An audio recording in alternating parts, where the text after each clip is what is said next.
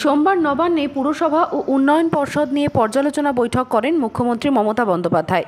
সেই বৈঠকে মুখ্যমন্ত্রী স্পষ্ট জানান, সরকারি জমিতে থাকা বেআইনি নির্মাণ ভেঙে ফেলতে হবে। আর মুখ্যমন্ত্রীর এই নির্দেশ পাওয়া মাত্রই মঙ্গলবার হালিশহর পুরসভার ১ নম্বর ওয়ার্ডের বাগমোড়ে রাস্তার ধারে থাকা হোটেল পুরসভার তরফে জেসিবি দিয়ে ভেঙে ফেলা হয়। শুধু তাই নয়, বেআইনি উচ্ছেদ নিয়ে পুরপ্রধান শুভঙ্কর ঘোষ এদিন বলেন, কিছুদিন আগেই পুরসভার পক্ষ থেকে হোটেলটিকে ভাঙার বিষয়ে নোটিশ দেওয়া হয়েছিল।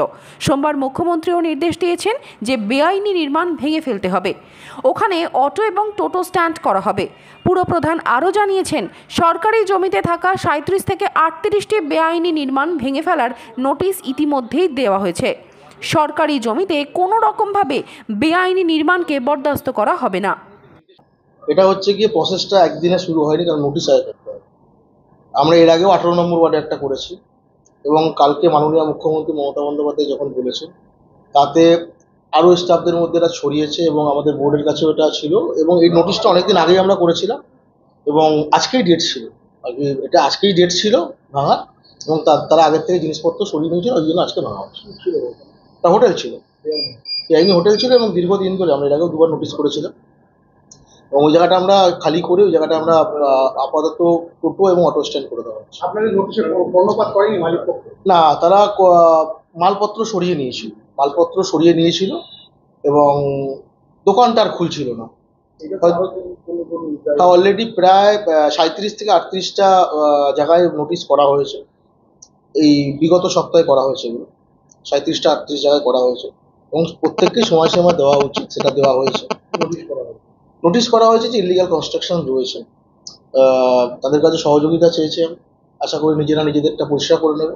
তারপরে না হলে আমরা আইনতভাবে মিউনিসিপ্যালিটির যে আইনের মধ্যে পড়ে সেভাবে যেটা করার পর পুলিশের পক্ষ থেকে সহযোগিতা করা হবে 100% ভালো সত্তা সহযোগিতা করছে।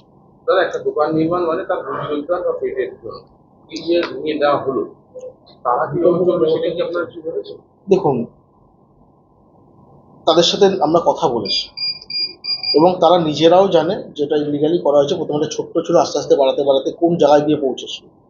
নিশ্চয়ই রুজি রোজগারের ব্যাপার আছে, কিন্তু এটাও দেখতে হবে যে অবৈধ যত কোনো নির্মাণ কিংবা জায়গা আটকে না থাকে, সেটাও দেখা দায়িত্ব সবারই।